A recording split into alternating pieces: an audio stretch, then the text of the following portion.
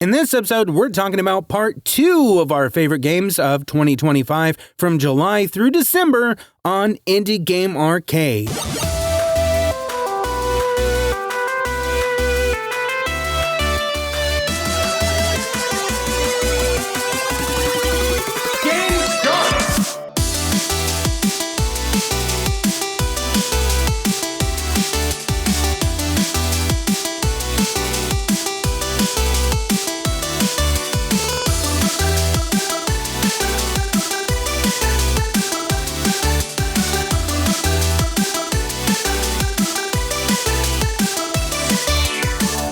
Welcome back to Indie Game Arcade, a podcast that deep dives into the latest and greatest indie games, but on this one, we're diving into the best ones of the whole year. I'm your articulator of artful indie games. My name is Chris. And I'm your one more run enthusiast, Joseph. Joseph, I need you to sit with me in this space for a minute. I need you to like channel your inner aura, all your good feelings, your good thoughts, all those things. Because right now, Joseph, we have an opportunity to transcend time and space. Because while we are recording this in 2025, everyone listening to this is already in the future in 2026. So, we have a moment of where we can show off our clairvoyance and guess, using our mind's eye, what the future looks like where our listeners are. Okay. I'm thinking we have finally got our flying cars. We finally all have our jetpacks, and all chicken nuggets do come in dinosaur shapes, regardless of where you procure them. And I feel like I've got to be right. That's your 2026 prediction? That is yes, 2026, where as of right now, as of where everybody's listening to this right now, that is their reality. Yes.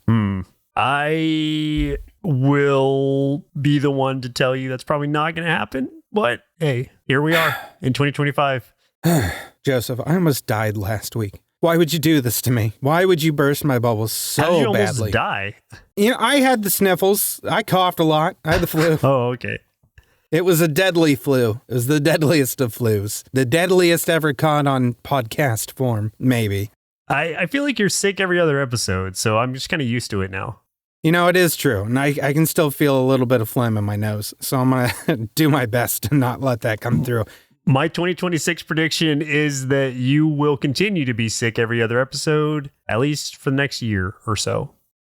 Shit. Well, yeah, that's probably true. All right, I got nothing against that one. All right. Hey, let's start off with our top games of July. Again, if you didn't catch the episode from last week, we are doing our top games, each of us, from each month of 2025 in the place of doing like a top 5 list or something, because everybody's doing that and it's boring. It's boring. So, Joseph, what is your top game from July of 2025? My top game for July of 2025. Should I do a drum roll? Anybody who knows me, what's up? Should I do a drum roll thing? Like,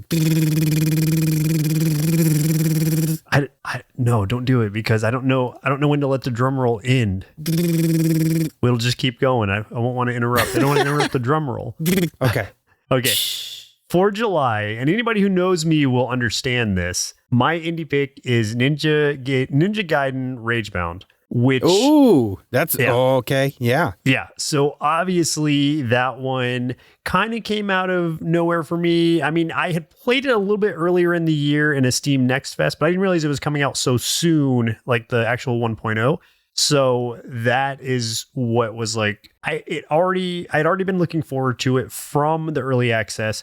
And so having a game, even though the IP obviously is not indie, the creative team behind it, the Game Kitchen, is, and they're also the ones who are responsible for Blasphemous, which is another, that's an action roguelike, or not a roguelike, sorry, an action like Metroidvania type game.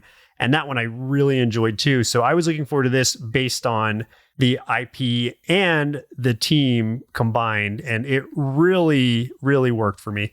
It's fast and it's like punchy in the right way. It's punishing, but not in a way that feels cheap.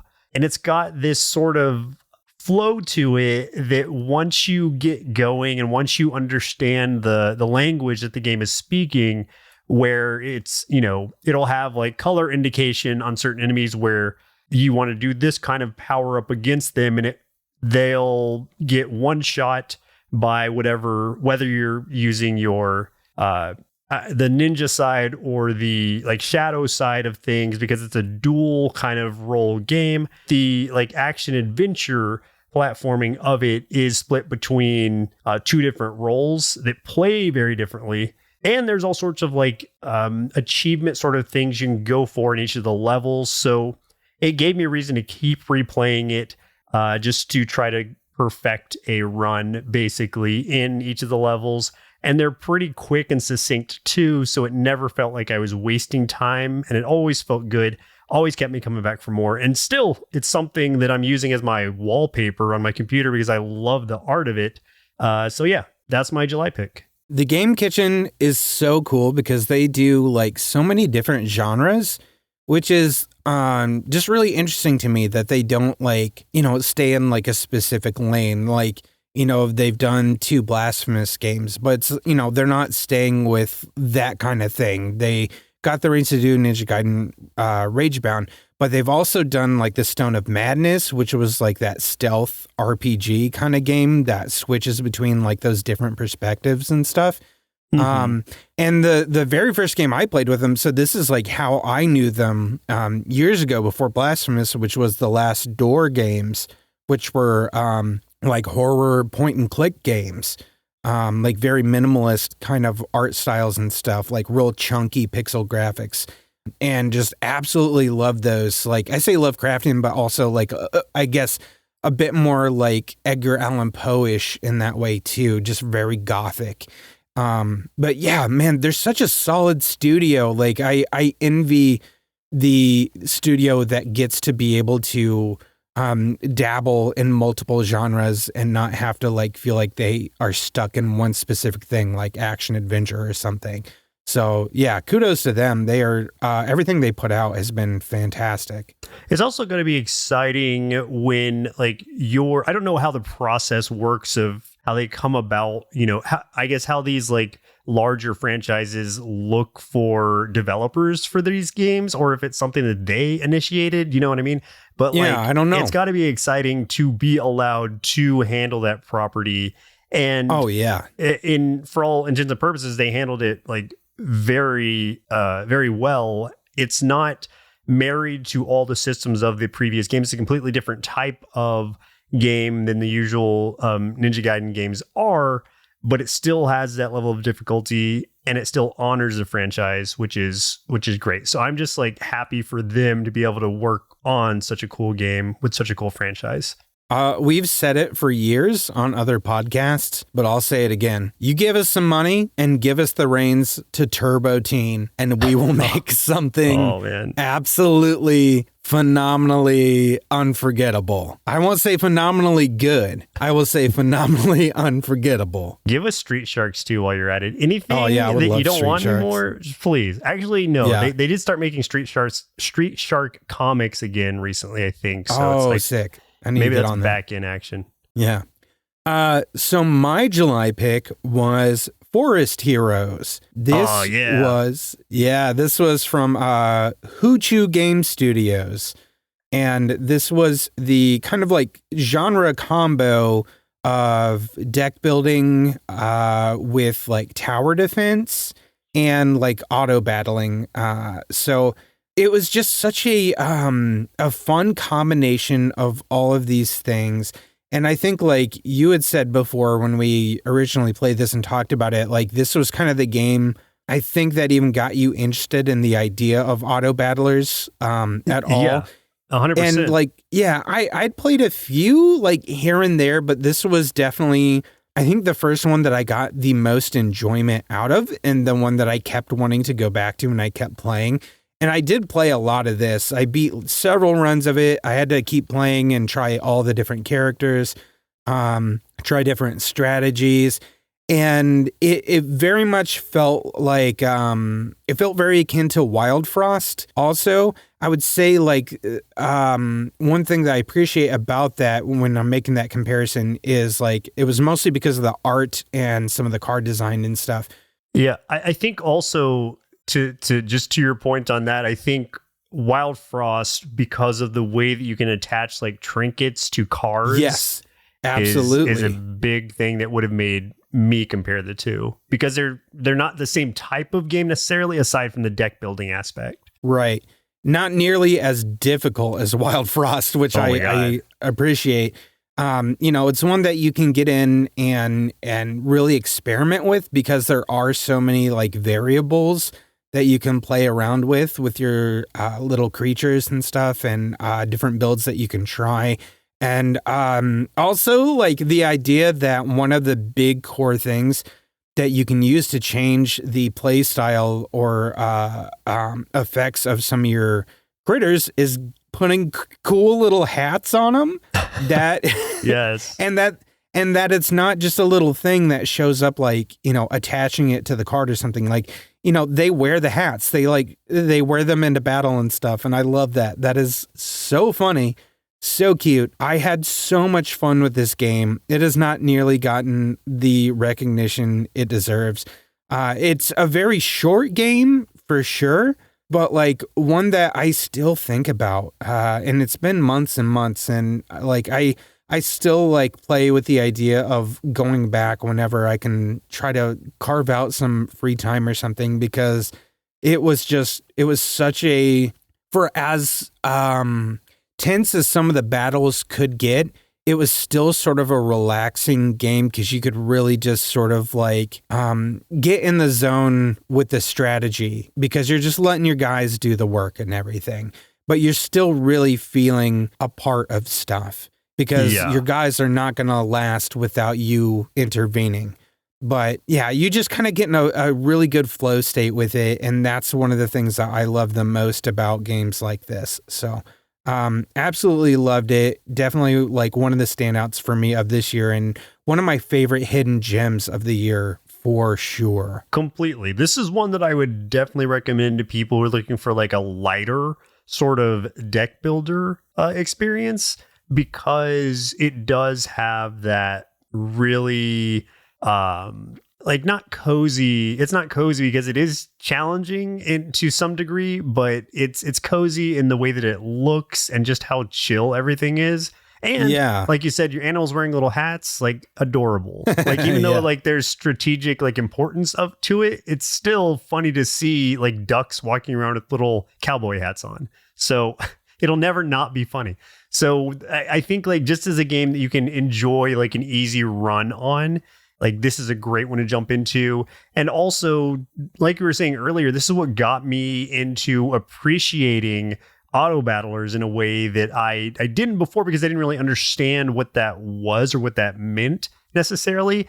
I was conflating that with idle games, which I still don't like, but an auto battler doesn't have to be an idle game, because as you said, you're still interacting, you're still moving around as the hero, and you're still like assisting your units. So it's not completely idle. You're just sitting there doing nothing or walking away from it. If you walked away from it, your dudes are going to get crushed, like period. So I appreciated the interactivity of it. And I think that's a great game also. I'm glad you chose that, because that was really hard for me not to pick that.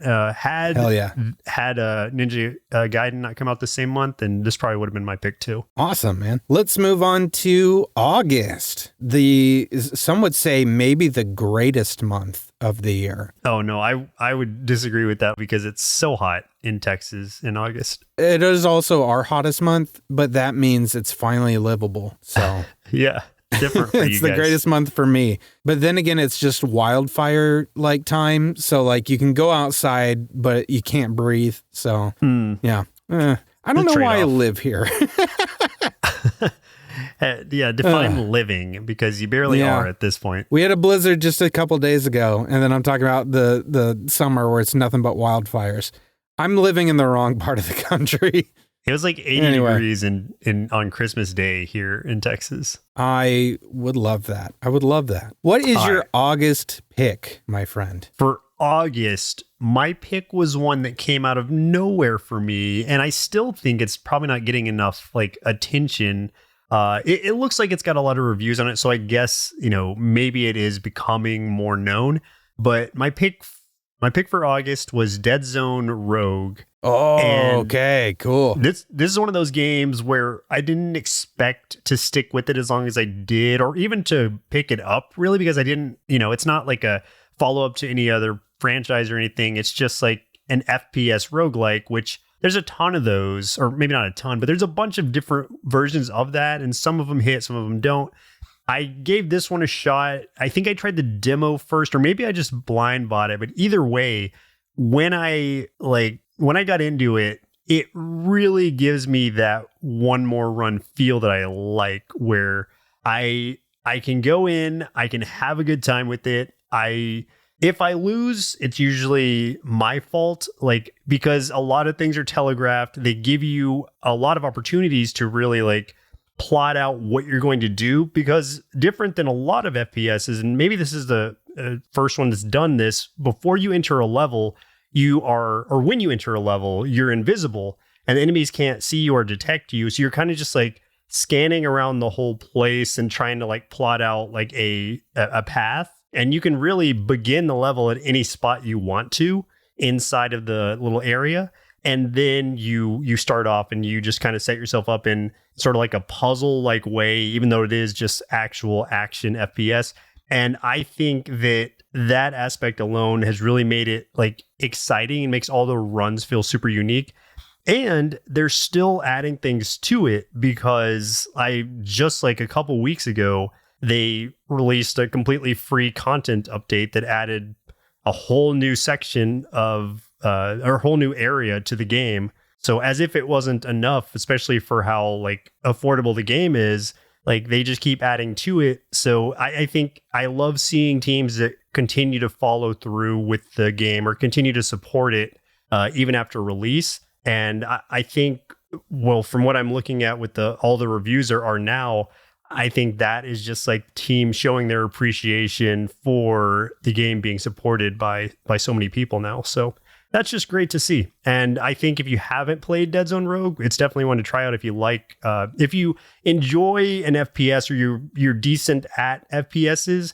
This is one that you can easily just jump into. Think of I don't know, Doom or something, the newer Doom games. But yeah, I was gonna say Doom meets Halo is what it felt like when I played it, because a lot of the weapon types and stuff felt very Halo to me, in a good way. I think that there's a lot of folks. Well, I know there's a lot of folks that are very disappointed by the state of things, aside from Doom, because Dark Ages was a hit. It did very, very good because they knew what their audience wanted and they stuck with it.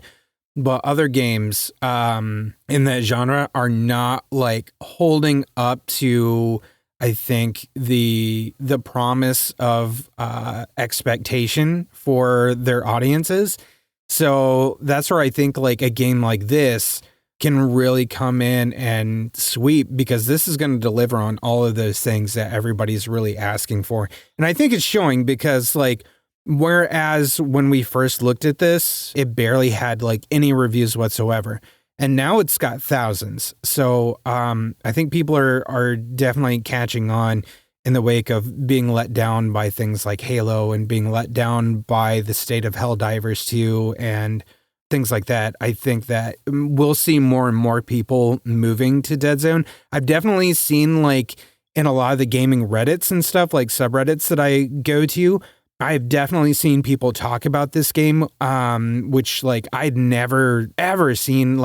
It's interesting to see when indie games pop up in conversation, because on regular AAA style subreddits, you don't see that happen very much, aside from the big ones you expect, Hades sometimes, or more often than not, it's Silksong, or obviously this year Clear Obscure, but I have seen this one popping up, and that's always been kind of exciting. Oh man, I'm so happy for that team, That's awesome. So yeah, they're obviously doing a great job. Yeah, I think if you enjoy the just arcade like FPS type of combat, like it really just throws you right in. There is like a quote unquote like story to it. You are doing something, there's structure to it, but it's not. It doesn't try to throw that in your face constantly. It's not necessary for the formula, but it's just to let you know that, okay, you are doing this for a reason, but we're not going to, bloat the game with that. We're going to give you what you really want if you're playing a game like this, which is the action, and you get that in spades. So yeah, fantastic game. So my pick for August is the exact opposite of action. This is called Is This Seat Taken? This is a logic puzzle game that I absolutely fell in love with when this came out. I remember like when it first came out, like I played the demo, 100% of that thing, like found like the secret area and 100% of that, like I could not get enough of this game. It's like a permanent install on my Steam Deck. This is like one of my like wind down and relax games.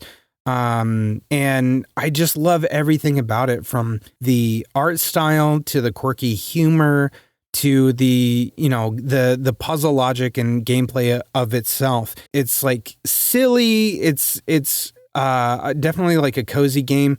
But it really makes you think, because like the whole premise is basically like you were presented with this scenario of seating arrangements, and that will change like different levels and stuff. Like maybe it's a wedding, maybe it's a movie theater, maybe it's the interior of a limo, and you have to sit people there. But like everybody has their little like personality quirks and stuff. And if you want to get like a good score, you have to find a way to accommodate every single like quirk. And some of it's like, I want to sit next to this person.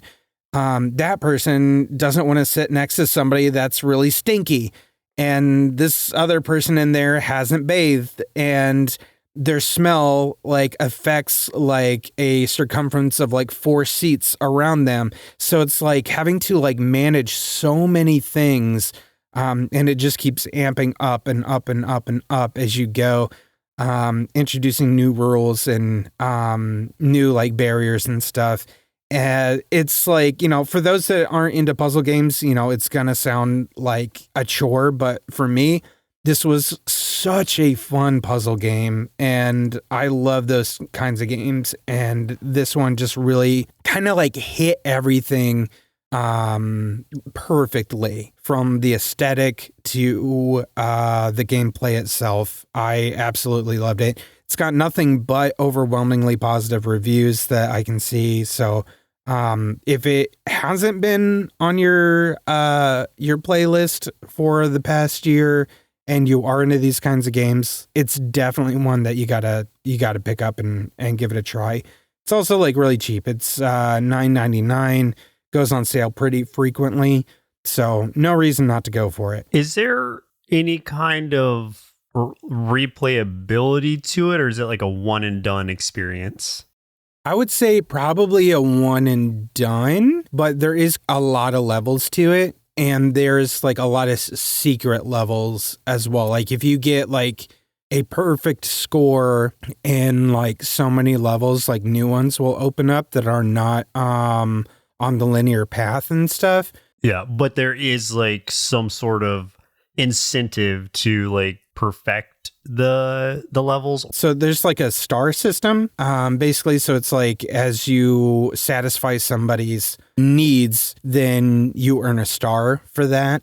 So like you're trying to get as many stars as you can. If you get a perfect score through like so many, then you're going to unlock like hidden levels and stuff where you can do like more puzzles. So you're essentially being graded as you go. So like if someone was hungry and I gave them a burger, but they wanted fries, am I penalized for giving them a burger? Yeah.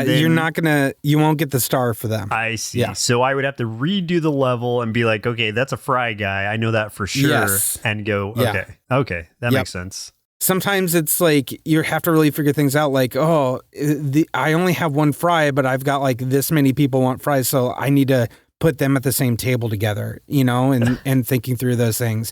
And if Oh, I put them okay. at the same table, but this person who doesn't necessarily want fries says, I want to sit next to this person, but they don't say they don't want fries. So maybe that can work. And, it's like having a logic think through all of these things and then experiment a little bit and until you can kind of figure out the right sequence. And that's just super satisfying for me. Yeah, like a light puzzle social deduction type game. Yeah, absolutely. Interesting. Yeah. It looks cool, and I've heard good things about it. And obviously, the people who are into it love it. So yeah, Oh, hell I yeah. mean, I get why you would like it, being a puzzle guy. Oh, yeah. I'm definitely the puzzle guy. Can you just call me that from now on? Puzzle guy? Maybe I will. Yeah.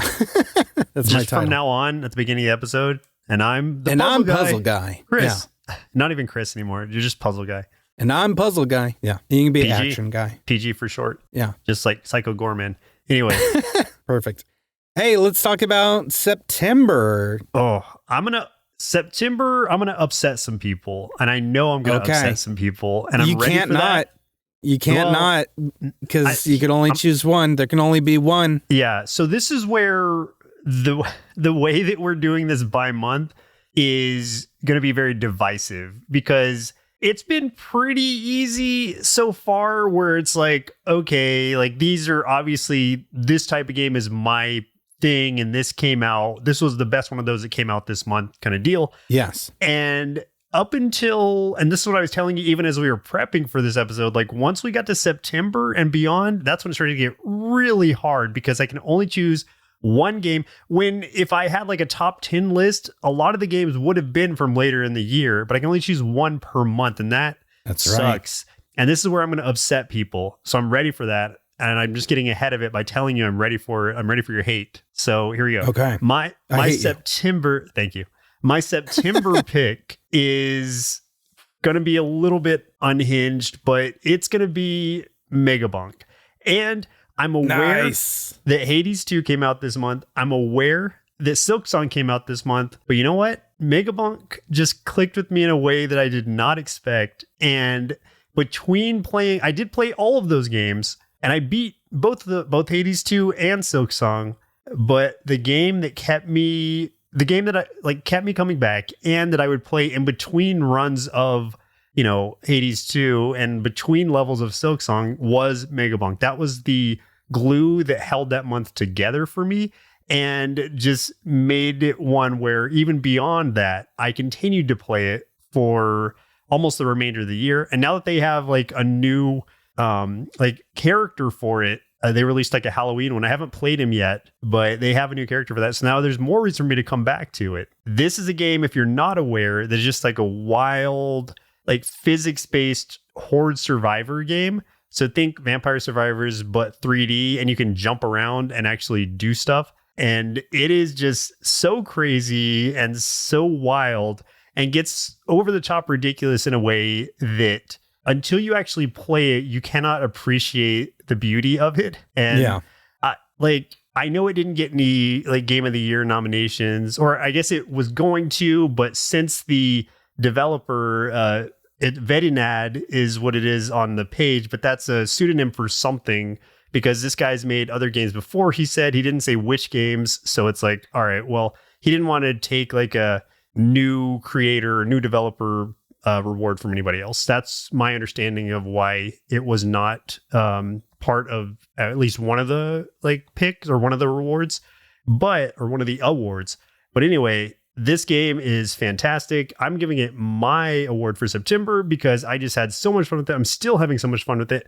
And any game that makes me yell or just makes me super excited to see how giant I can make the multitude of bananas that I'm shooting out is just ridiculous enough to be right up my alley. So yeah, just keep on throwing those bananas. I am incredibly surprised. I was so sure that I knew what you were going to pick. What'd you think? And I was so wrong. I honest to God, thought you would go with Silksong. Oh, I'm so surprised. And that's where I know we're going to get emails or comments and people are going to say things. And I get it. Yeah.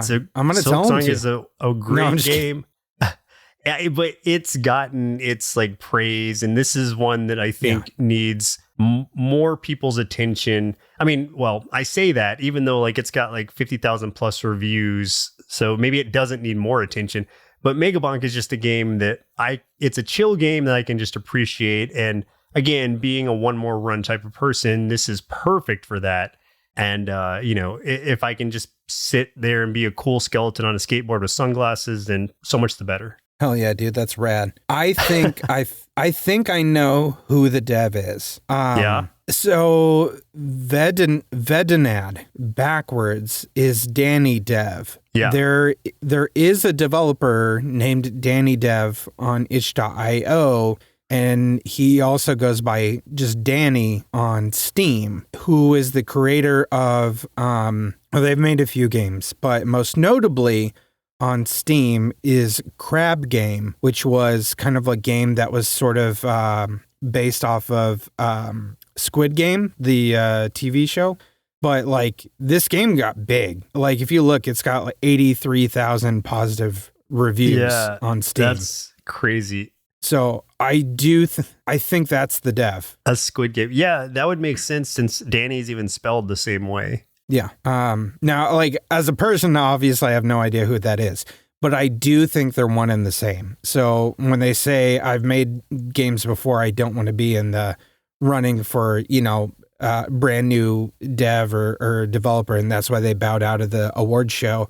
I think that's why. So looks like Danny also made a survival roguelike game that I would say has some of the energy of Megabonk, just a lot more toned down. It was called Muck, and it's got like 100,000 reviews. So clearly this guy is doing something right. It makes a lot of sense now, right? Like looking at his past stuff. I could totally see that. It's the same guy. Yeah. Similar styles of humor, similar graphic styles in some ways. So, yeah. Yeah.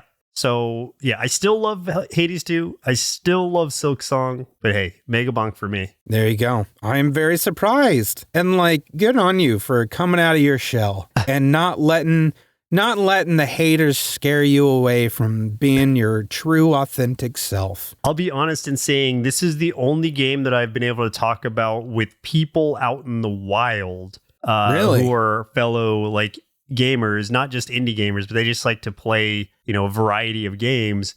And even if they played the other two, this is the one that we could converse about over drinks and things. So that's, I've actively spoken about Megabonk with multiple people out in public. And I can't say the same about Hades 2 or Silk Song. So take that for what it's worth. I have not met anyone outside of this vocal booth. So you're trapped in there. I don't know that other people are real. So, but that's a me thing. Hey, my pick was Clover Pit. This was this was the slot machine roguelite where you're stuck in the room and you have that threshold that you have to keep beating. And the reason I like this so much, and so I do want to talk about something really funny real quick. I had clipped a part of our episode that went out on TikTok and YouTube and stuff, and I got so much just shit back for something I said. Where what'd you say? Well, the thing is, I was trying to set up what I was saying, and it was the setup where I can tell people just did not finish the video and only like heard the setup, and they're like, "No, you wouldn't, idiot, fuck you."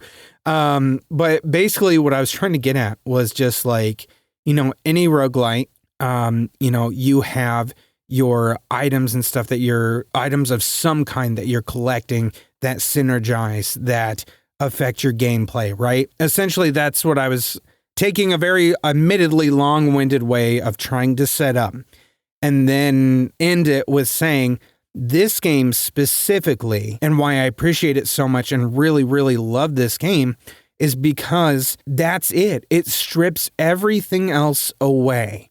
So it is a game that focuses so hard on that aspect of the roguelite, and there is no fighting. There's nothing else that you need to attune your skills to, just focusing on your strategy with these charms will make you better at other roguelites.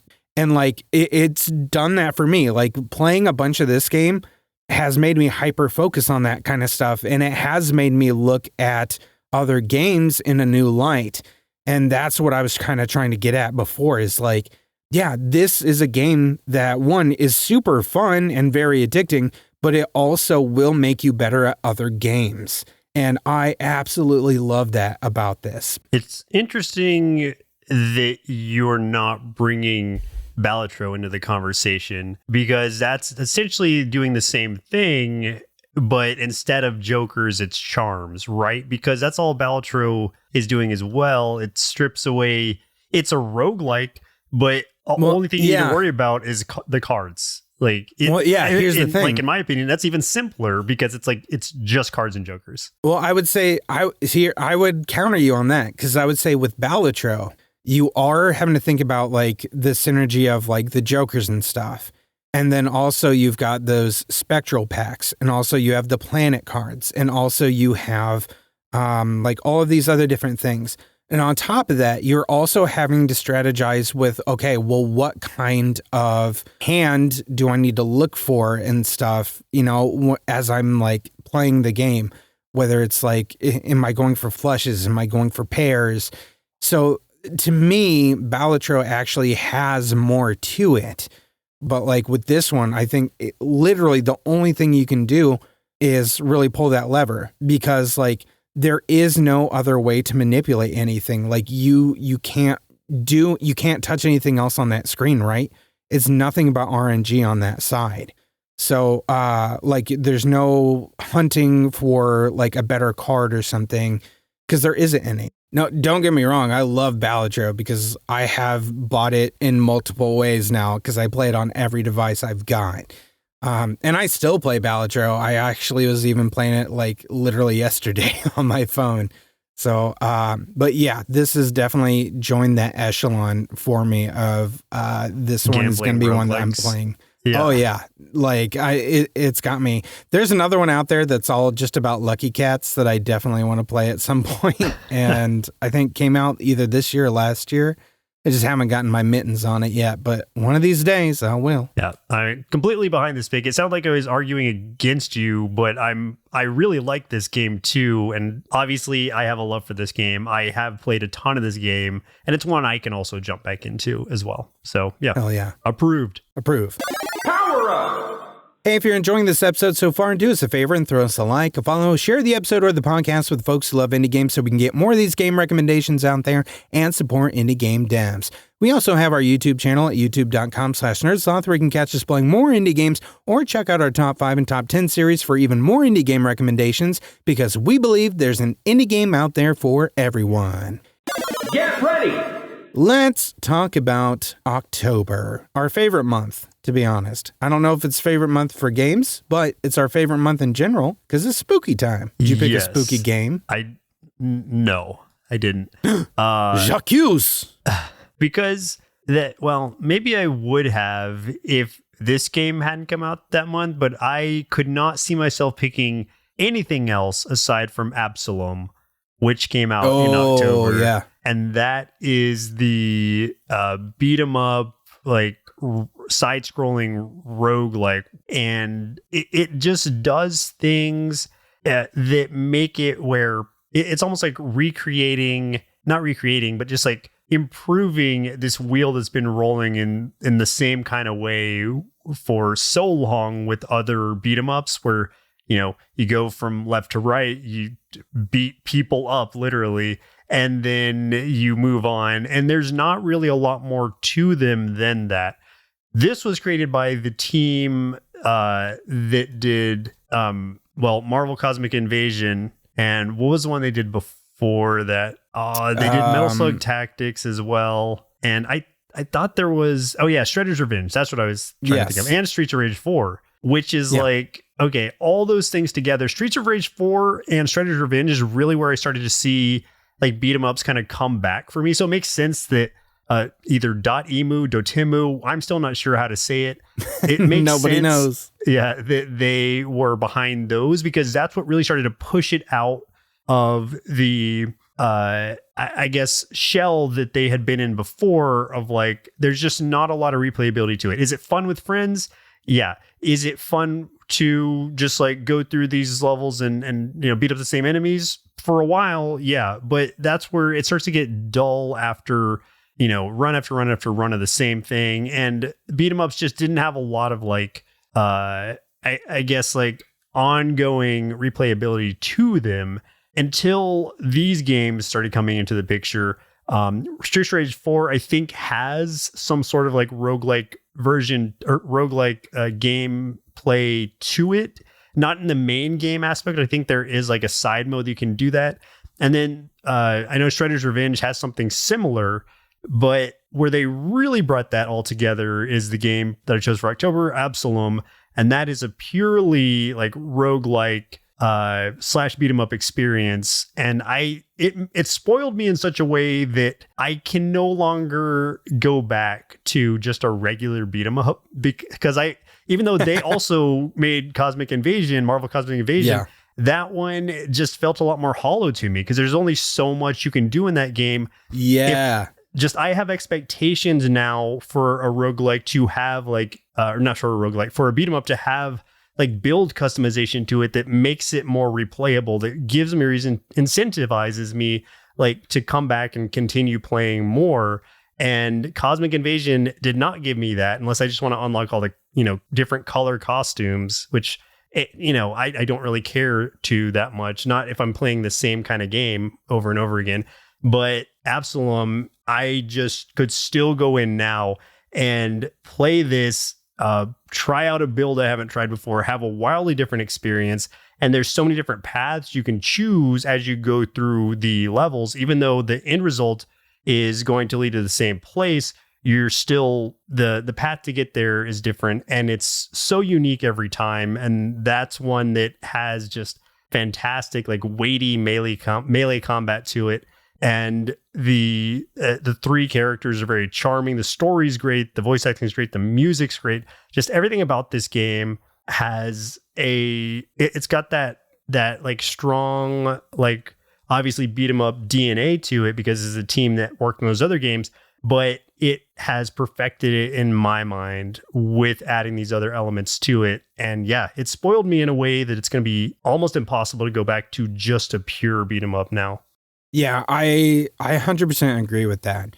I remember when we talked about the Marvel one, when that came out, I was trying to like explain to that. I was like, man, that one it was cool, but it just didn't hit for me, as hard. Like I don't know, I wasn't feeling it.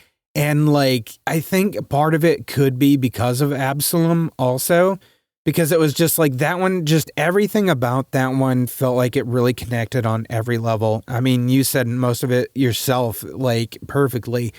It just like everything felt so weighty and so good. And I felt very invested in it, and not just like for story's sake, but for like, the actual movement and the actual, action, the like, beat for beat, hits and everything felt like they had a weight and impact. Whereas like when I got into Cosmic Invasion, I just didn't really feel that, even though it looked great. So yeah, 100% agree with you on that one. I think that was a good pick. Yeah, that's why that had to take my October pick. And it's, unfortunate for Marvel Cosmic Invasion because had Absalom not came out, that might have, had a bigger place in my list. But yeah, now it's just like that's so not it's almost just your too December pick. Simple for me. no, definitely not. But for anyone who wants to try Marvel Cosmic Invasion, I do recommend it, but it is on Game Pass if you have Game Pass. So that's where I tried it. I did not end up picking that one up for that reason, because it just didn't have the sticking power that this one does. Yeah. Well, my October pick actually does semi-fit the theme of October a little bit. This one is definitely more along the hidden gem train again. This is Spindle. And this was the one that is kind of like the old school sort of action adventure, very Zelda-like style game where you're playing this very young sort of Grim Reaper, where you're kind of freshly coming into your role as Death, and you have like a little pig companion and everything. this game awoke the inner child in me like no game has for the longest time.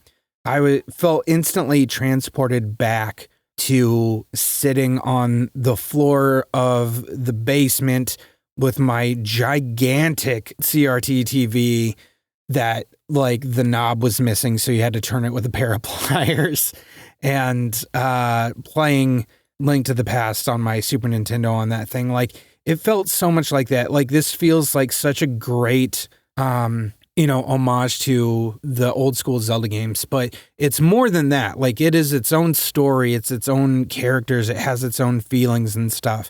But it does feel so much like that. It gives you so many of those same sort of feelings, those nostalgic kind of ideas that sometimes you kind of like chase when you look for games like this, and sometimes you just find them. And in this case, it really just kind of hit me in a way I didn't expect it. I was expecting like, oh, hey, a little Grim Reaper guy, it's October, this will be really fun. He's got a pig, won't that be funny? And instead, I was just like, holy crap, this feels like it's filling like a little hole in me that I didn't know I had. And I absolutely fell in love with this game so incredibly fast. And I cannot recommend it enough for anybody that loves those old Zelda games. And I really, really wish and hope that more people catch on to it and play it. Because I don't think that you will ever regret it. And yeah, it's just, I really hope for more from this developer, Wobble Ghost, because my God, do I love your style, the world that you built. It was absolutely incredible. Did you end up playing through this one, like all the way? Almost. I got like one little point left, but we do a game podcast and I had to keep going. Yeah. Definitely get that. Would you say it's like more whimsical in tone, or does it have like an emotional kind of very emotional tone to it? Okay. Yeah, definitely emotional undertone, and very much dealing with the idea of like death and stuff. Like, a little bit of like, for those that played Spiritfarer, I think there's like a tiny bit of that, though not nearly as devastating emotionally as Spiritfarer feels. But like, I think that folks will understand what I'm saying. The idea that you are, you're kind of like, you're saving these souls, right? Like, that's sort of the point. Like, when you go into a dungeon and stuff, like, that's what you're doing instead of like the princess and a crystal kind of thing. It is a soul that you are saving, but this isn't a soul that you're bringing back to a life. This is a soul of someone that needs to pass on. And you do that, and then you kind of like learn something from that soul, like a little bit about them. And, you know, sometimes they're nervous, or sometimes they have regrets, and sometimes they're ready. They had a great life. It was sweet. And like, you get to share those little moments and stuff with them, you know, at the very end before you ferry their soul on into whatever comes after. So yeah, it's a beautiful story. I absolutely love every second of this thing. Yeah, it sounds like it kind of delivers that without being too heavy-handed, just purely by the fact that it's like a little death kid and a pig companion. Exactly.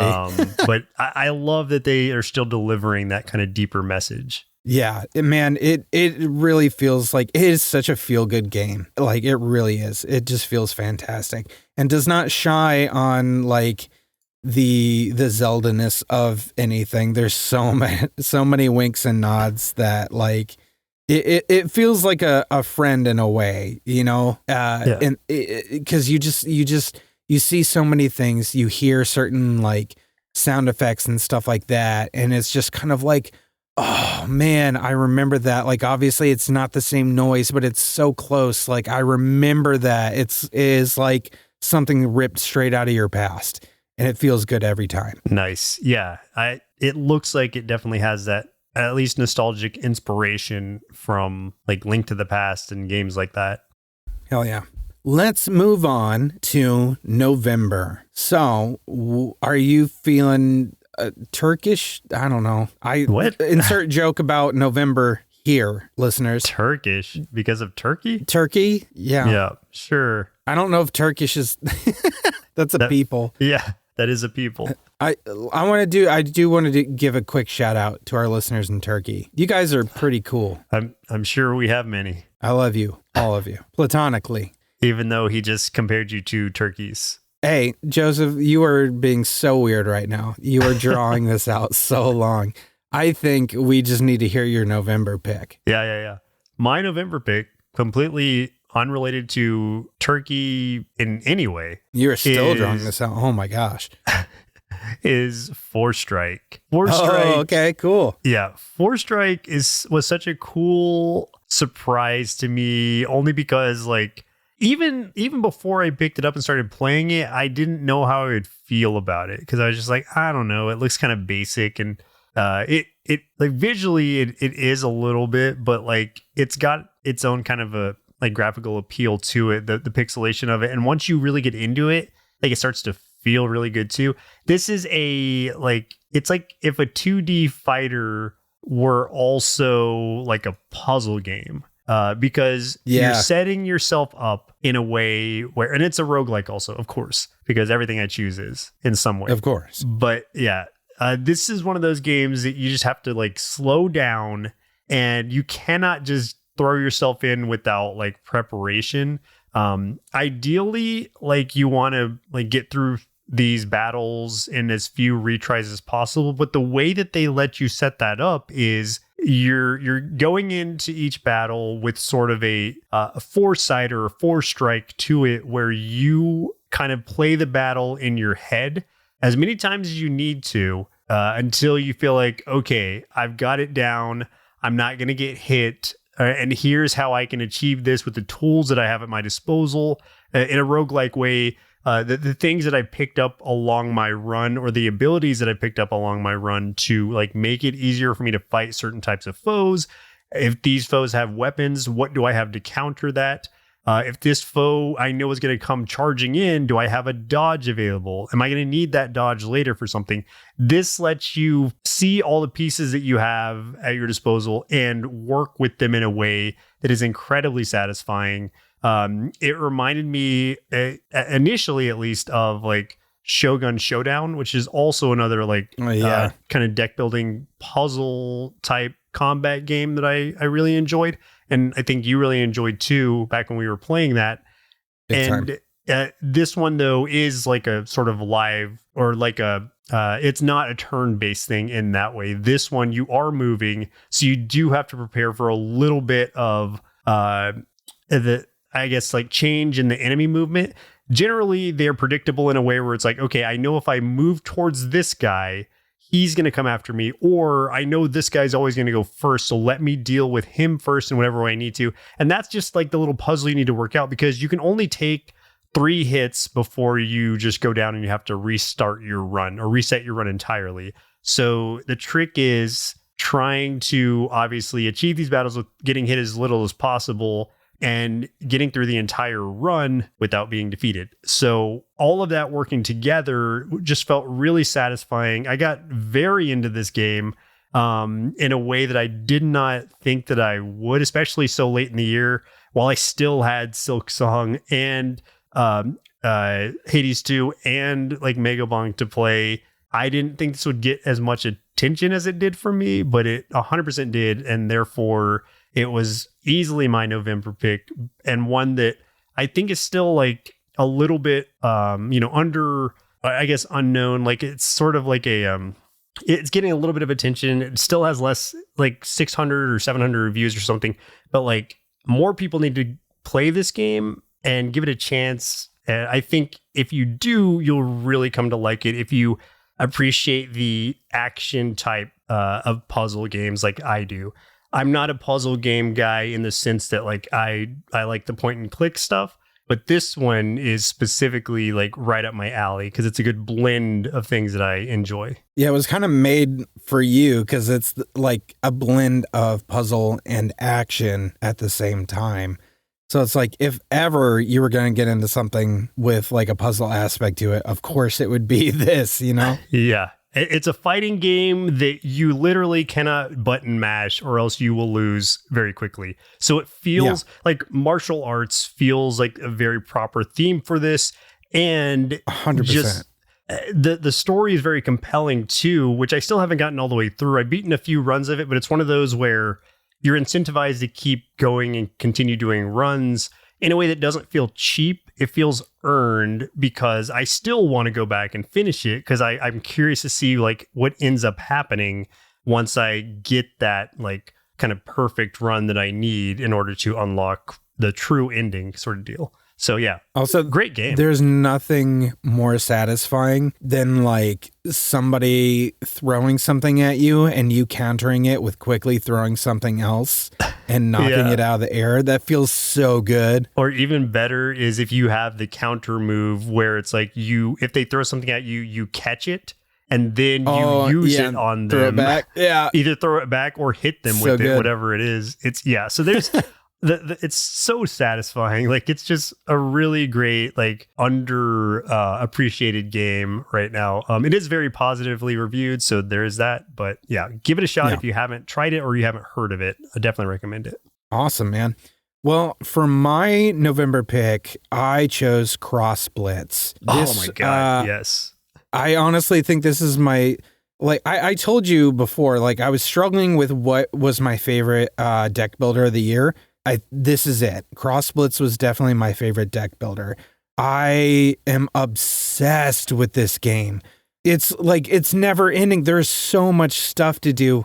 First of all, I love the gameplay aspect of one, having two different ways to play, of doing the roguelike version, like the arcade kind of version where you just kind of go through. Or having the other one where you're doing the story mode with those different characters and you get to learn like a little bit of lore about the world and see all those interactions and just fight bosses and stuff. And that's fun.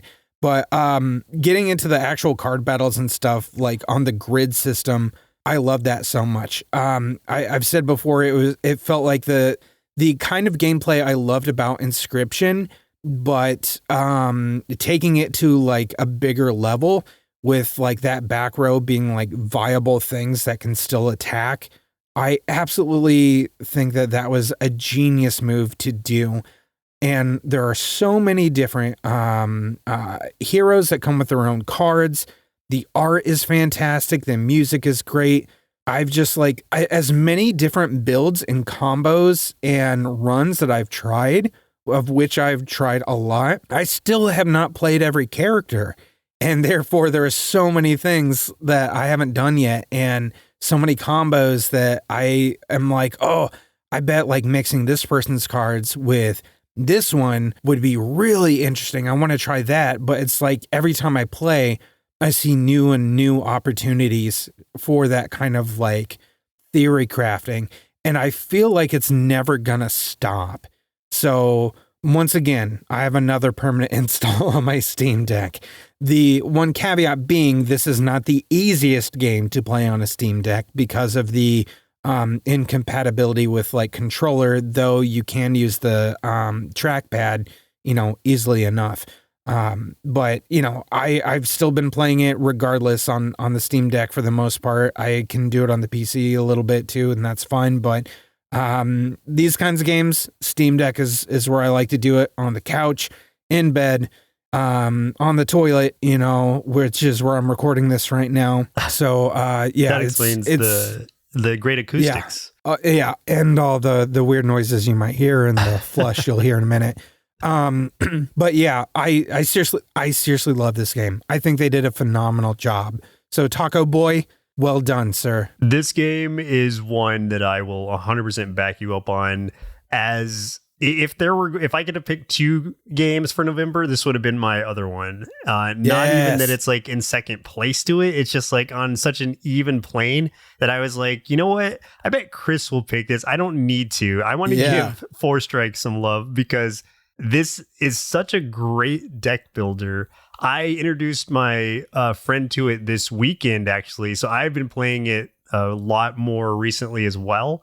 And I've seen, yeah. Like you said, there's just so many different like build types and theory crafting that you can do with it, because each of the individual characters has like their own sort of like setup that you can do. But then when you do start pairing them with the mercenaries, like is when you pick them up along in the roguelike path, like that's when you can really start to do a combination of things in a way that like can make a really cool synergistic deck.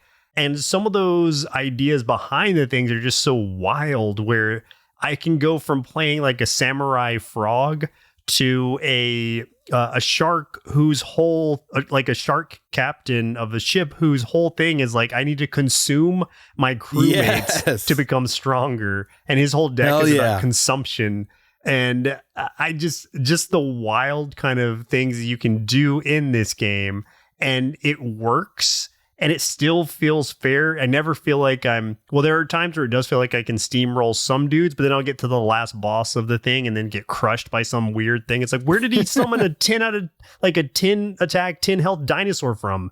How did he do that? And it's like, I have to kind of like think through what just happened, especially if I have it on like 2 times speed. Cause I'm like, I didn't even parse what just happened. How did I die in that moment?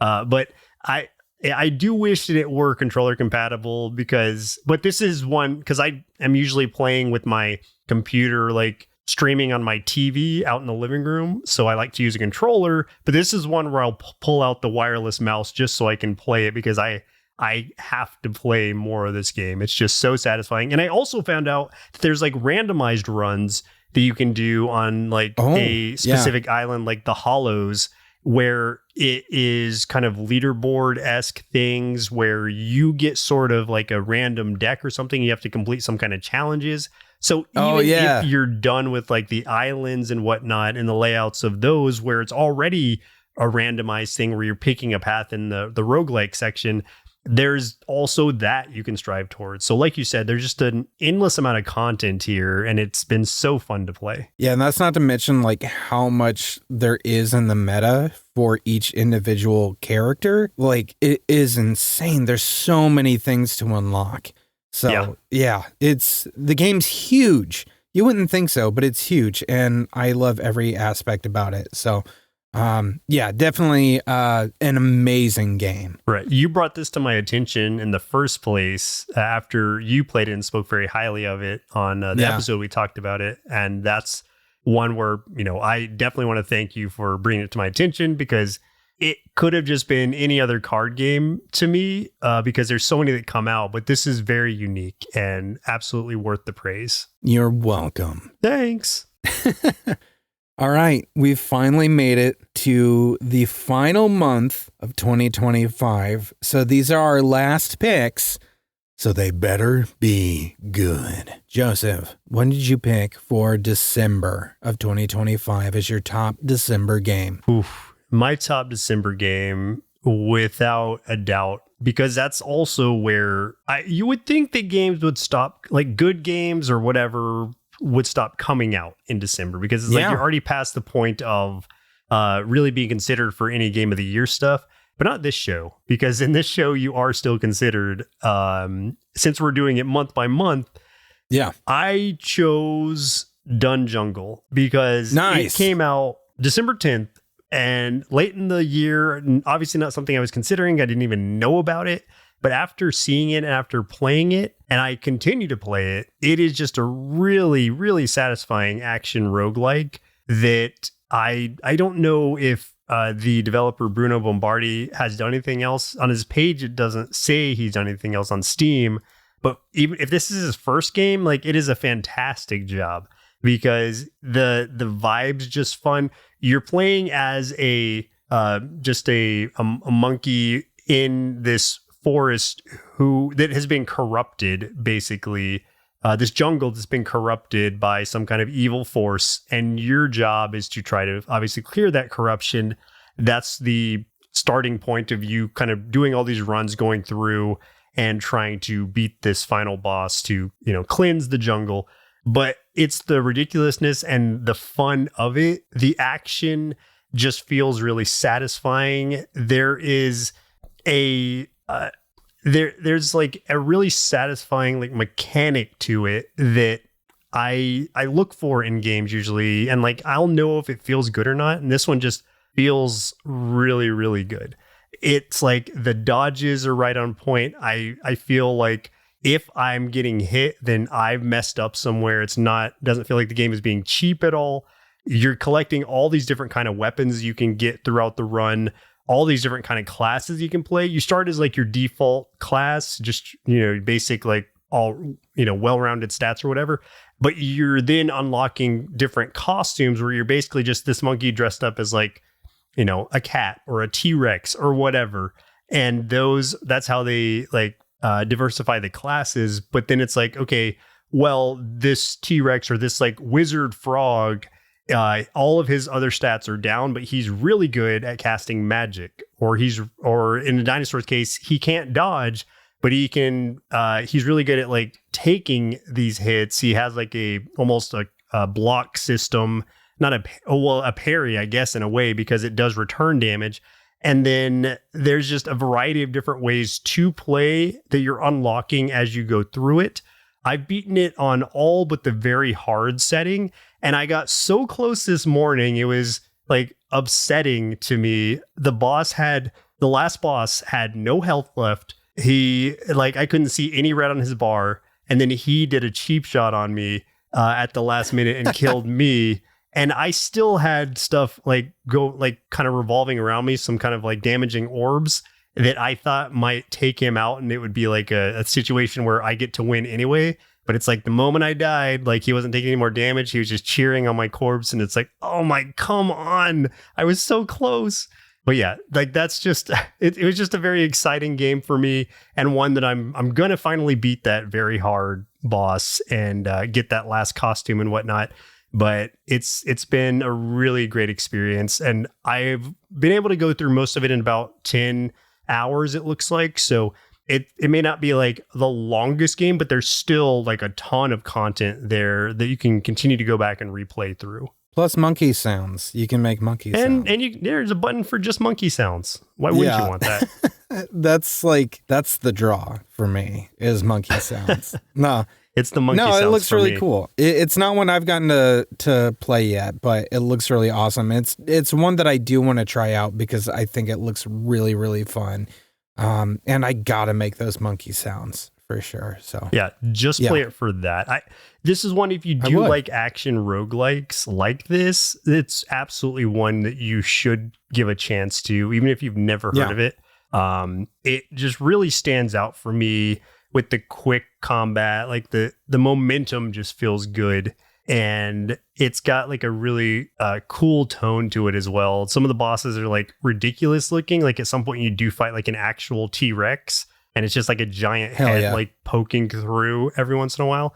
But it as much as it is like whimsical, it still has like really like tight mechanics and a difficulty level that I can appreciate. So worth it. Mine will probably come as a surprise. This was my hard one when you were like talking about like September and stuff for you. This is the one I struggled with the most, I think, because there's like a part of me. Well, there are a lot of games that came out in December that were just fantastic. I mean, you kind of mentioned that we were very surprised by the amount of amazing games that came out in December. And some of those games really spoke to me on a very, very personal level. One of those just was not as good of a game as I really hoped it would have been. But one of them was a fantastic game. And like everything about it, like the art, the story is just so interesting and so cool. But that aside, there's a different game that I realize, like, as much as I appreciate the message of this other one and how it really speaks to me personally, and it really does, I keep finding myself playing this other one more. And while I was originally planning to give that other game, which was Skate Story, my number one pick for December, I was like, but I'm not going back and playing Skate Story like I'm playing this one, which is Dogpile, a game that you introduced to me the roguelike deck builder about merging dogs into other dogs. Yeah. Wow. So I went from... I didn't know you got that into it. That's awesome. Oh, man. I went from this game that I'm like, this channel is so much about what I remember about being young and skateboarding and all this, all this stuff and the artistic part of me. I'm in love with it too. I'm like, I want to merge these dogs. I want to, I want to make a bigger dog. No, dude, this game is so good. It's so addicting and just so fun and funny and whimsical. I've been playing this a lot. I actually, surprisingly, I beat my very first run of the game and have not beat a run since. So, man, but it's deceptively hard once you get towards the end. My God, it really is. I mean, I've gotten so close and then just fell apart at the end so many times. But that first run, I beat it and I was just kind of like, how I'm like, is there more to it? Like, it felt too easy to me, but I think it's just because I made so many of the right decisions without realizing I was making so many of the right decisions because I was kind of like, still figuring the game out. I only ended up not being able to make the quota one time. So I only got one punishment in that run. So that, to me, that was nuts. So you had a god run early on and you became overconfident. Yeah. And now I can't match it. Like I can't get that back, whatever that, that was like a really hazy, up at midnight and very tired kind of run. And somehow I did it. And I haven't been able to get that magic back.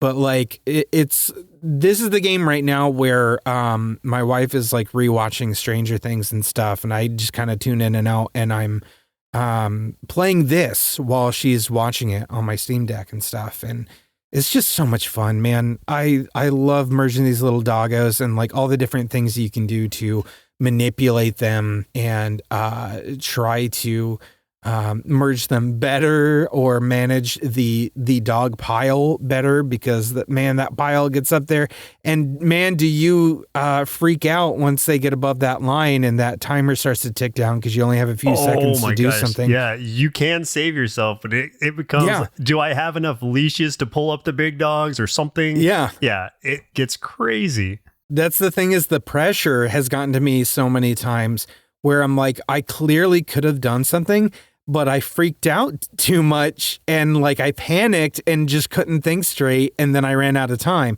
And then it was just like, I should have just done this one thing. I could have just put a leash on this one freaking dog.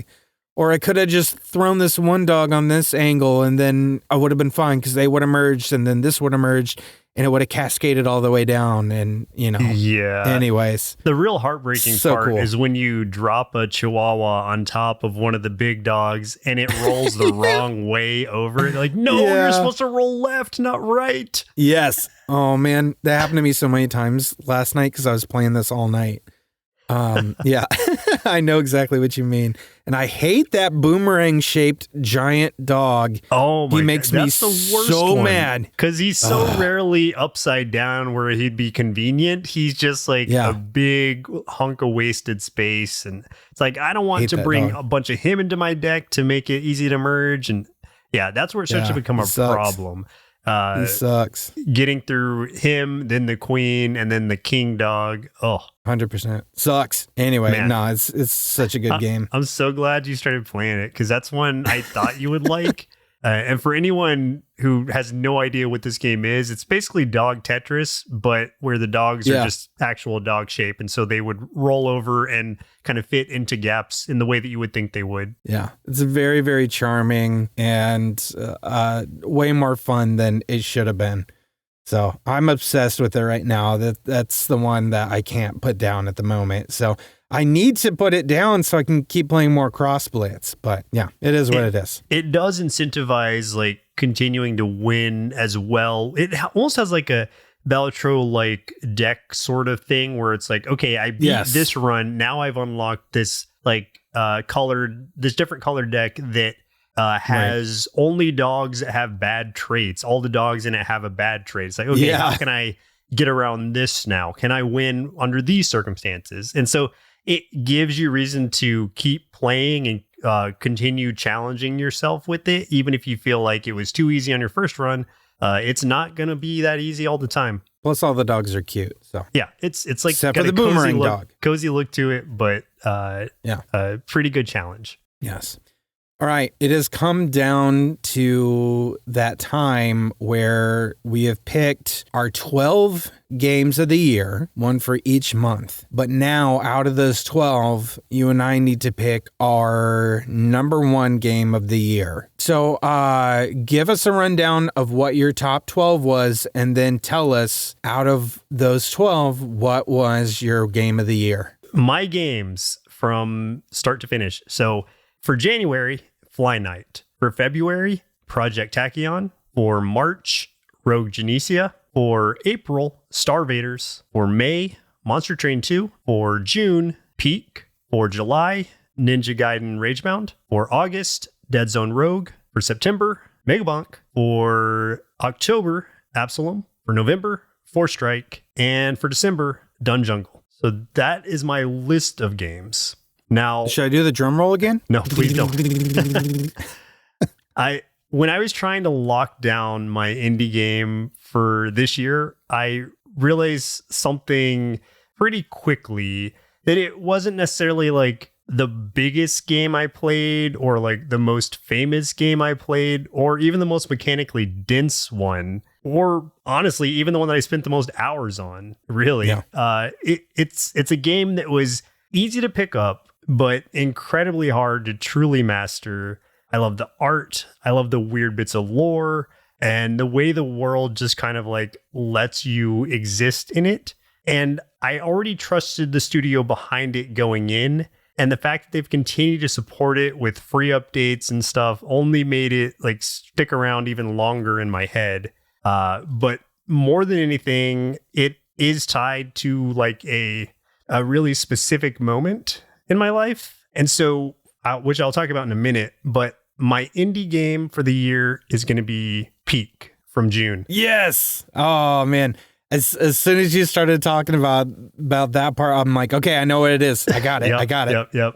Yeah. So I say that because this is the first game that Callie and I like really played together and in a way like bonded over. So that, like aside, like everything else aside, like that is just like a really obvious choice for me, and one that I can still go back to, and we still go back to and play together like pretty regularly. So, and plus it's just like, it's so fun, and the team's doing so well, and they're doing such a great job supporting it. And the little shorts they make on it are just really adorable and or funny. And it's just got that like low ceiling of entry and like a high like actual skill ceiling. I think I'm on Ascent 4 or 5, one of the two out of 7.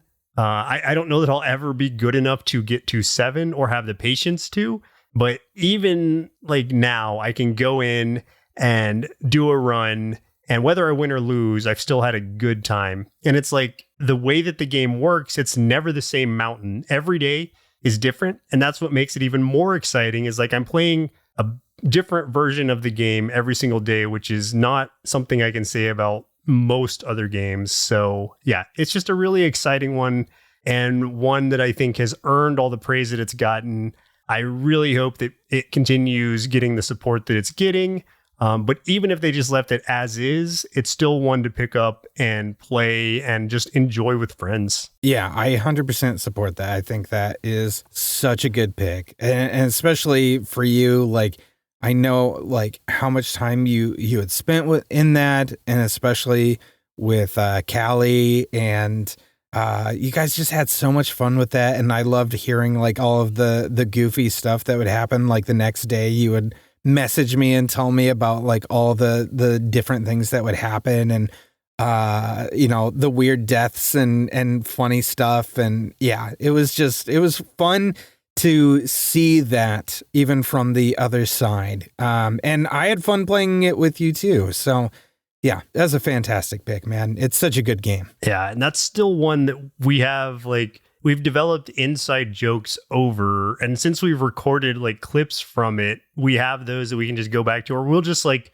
out of nowhere just quote one of them because it'll tie to something else. And it's like, it's just going to have a pretty permanent place in my mind because of that, and my heart because of that. And that's just really cool. And not something I can say about a lot of games. That's awesome, man. I love that for you. That's a really good one. It was a tough pick, but yeah, that one with all that like tied to it. So more on a personal level, I think that's when it became just super obvious. Sure.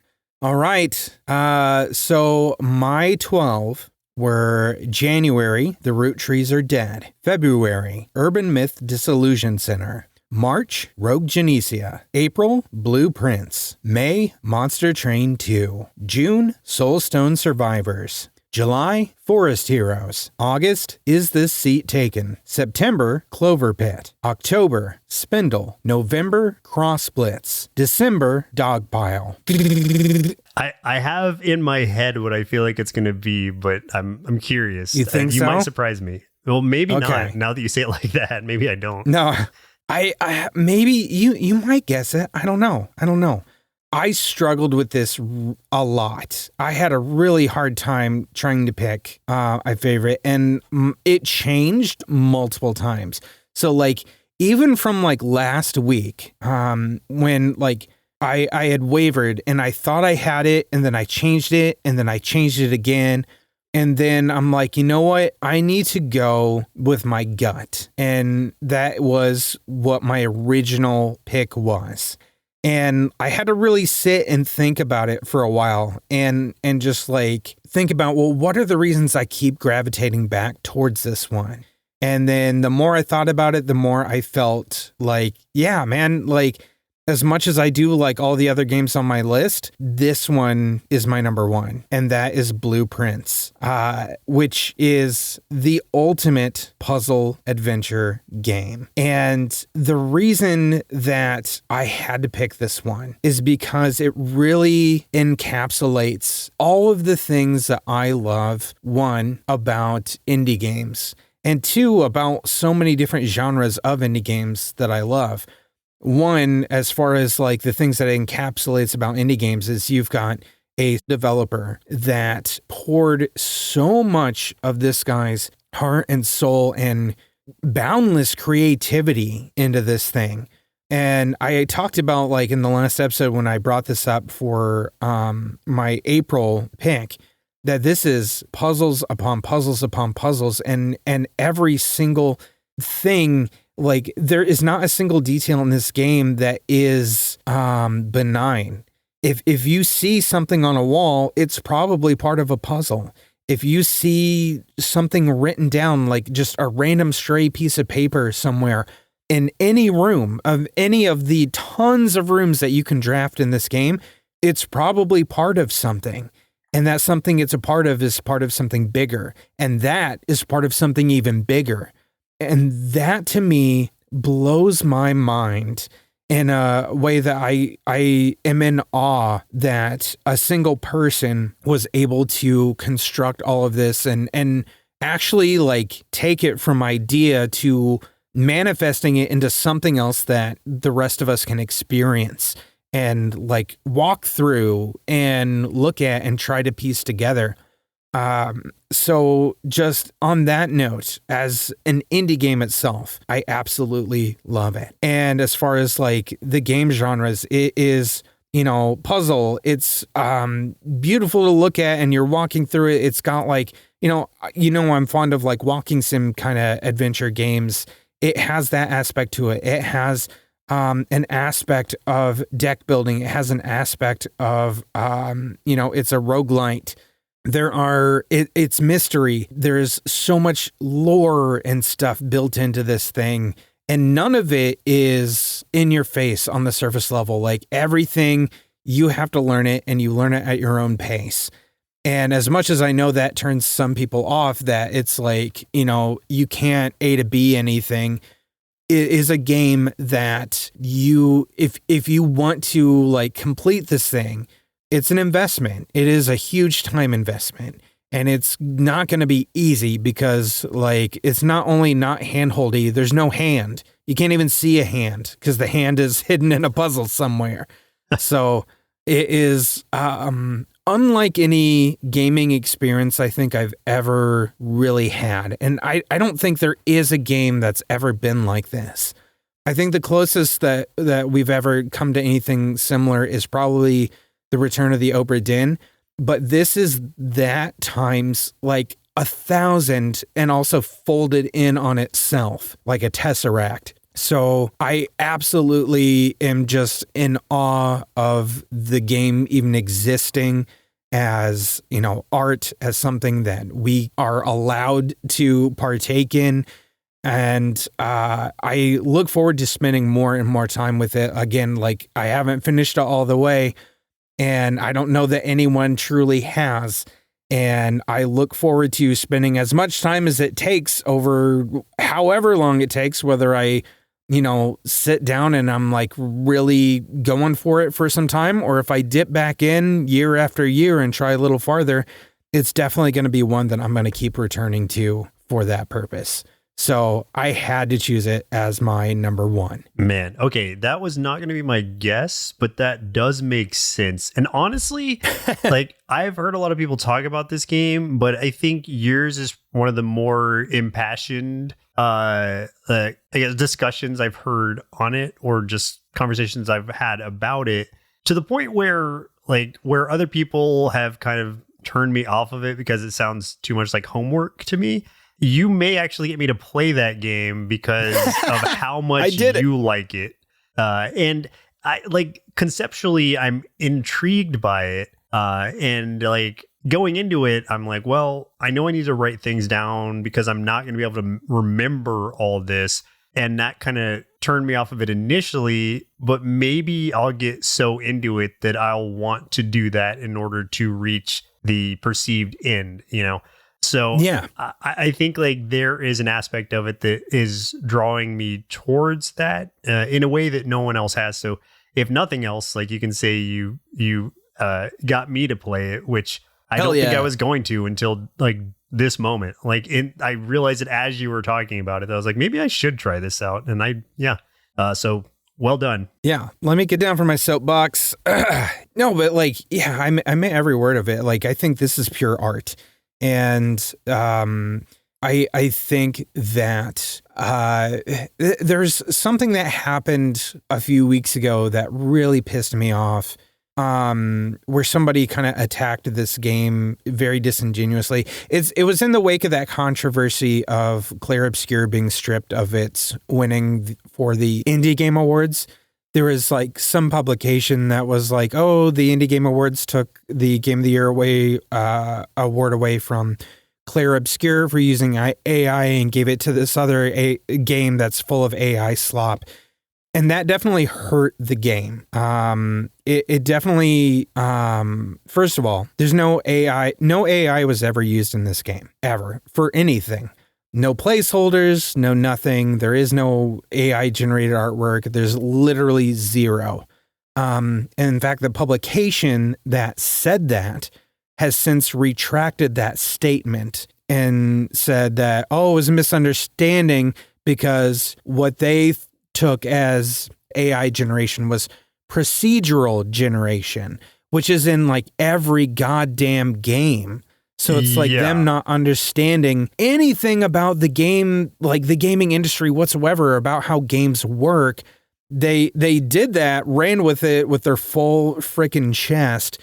And it did tarnish the look of this game for a while. And man, that does tick me off because the creator of this game is very outspokenly against AI in all forms and stuff like that. And this is definitely an art game. So it's come on, man. Just stirring the pot without actually knowing what's in the pot. That's really, they did it almost assuming that they didn't know anything about it. It was a mistake, a harmful mistake that was a mistake, but assuming that they have any sense about them, then they did it to tarnish the name. Even though they had no proof of that whatsoever. They're just trying to hurt it in a way, like you said, that it's going to be tough to recover from, because once that gets out there, people don't fact check. People don't need to, all they need to see is a headline most of the time. And that's all they're going to run with. So it really sucks when people just throw out false information like that. Yeah, absolutely. Which is why I hope that people will get wise. More people will try this game out. I do hope you will try this game out, because I think it's like one of those things where it sounds very daunting at first. And especially because when you hear about things like, oh, people are taking all these notes. Some people have notebooks and stuff. And it's just I don't know, obviously I haven't finished the game in its entirety yet, but I took a few notes here and there, but I didn't take a ton. And I feel like I was doing pretty good. And there's certain things that you will accomplish that will remain and won't reset. So it's I think that it is, I think it will be an easier task for you to get started than you might originally have thought.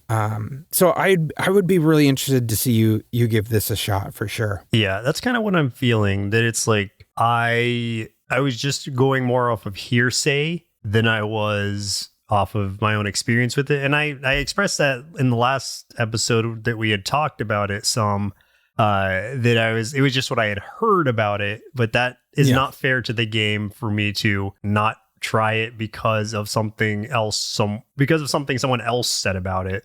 Especially if you, the person that I actually know, is giving it such high praise. I owe it to the game to at least give it a shot. Heck yeah.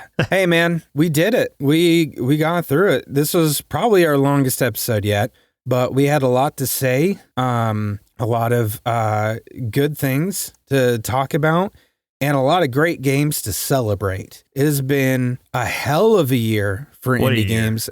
Yeah, man. In all honesty, I do think this is probably the greatest year for indie games there's ever been. I do think that, I think I've said before, 2017 was a very, very good year. 2018 was also a good year. But I honestly think any year pales in comparison to what we got this year. So I'm very, very excited to see what 2026 holds. Yeah, I also have some on my radar, and some that I'm just openly hyped about, and some that are from 2025 that I just either didn't get a chance to play or didn't play as much as I would have liked to. And so there's so much on the docket. This year felt like a super busy year game wise. I feel like next year is going to be even worse, or better or worse, however you want to perceive it. But there's so many good things coming out all the time. Yeah, without a doubt, there's a lot of creativity going on right now. And that's I don't know, good. I'd say good for us as a species for sure. Especially in an age with AI. So anyone making stuff that doesn't involve AI, all for the better, especially when they're cool ass games. So yeah, exactly. But yeah, there's so many games that I didn't get to play from this last year that I really wish I had, and hopefully will still in the future. And we'll probably talk about that at some point in a future episode, if not the next episode, at least in a small aside or something. So look forward to that, and looking forward to our first batch of indie games for the new year. Game over. Well, if you had a good time listening to this episode, stick around for the bumper to learn how you can help support the show and all the things we do here at Nerd Sloth Creative. You can also check the show notes for our link tree, which will take you to our social media, Discord, merch store, and all the other cool things I say really fast. Get in touch with us and let us know what indie games you're playing, and help us elevate these games so we can help support indie game devs with our little soapbox speeches. But that's game over for us. My name's Chris. I'm Joseph. And we'll continue on the next episode. Continue. Indie Game Arcade is recorded and produced by Nerd Sloth Creative. If you're looking for more gaming content, head over to youtube.com/nerdsloth for indie game let's plays and recommendations. If you'd like to support the show, head over to patreon.com/nerdsloth, where you can select a pledge and receive access to hundreds of hours of bonus content from everything at Nerd Sloth Creative. If you're an indie game developer and would like us to review your game or explore other opportunities, send an email to nerdslothcreative@gmail.com with the subject line Indie Game Arcade. Thanks for listening, and keep supporting indie game devs.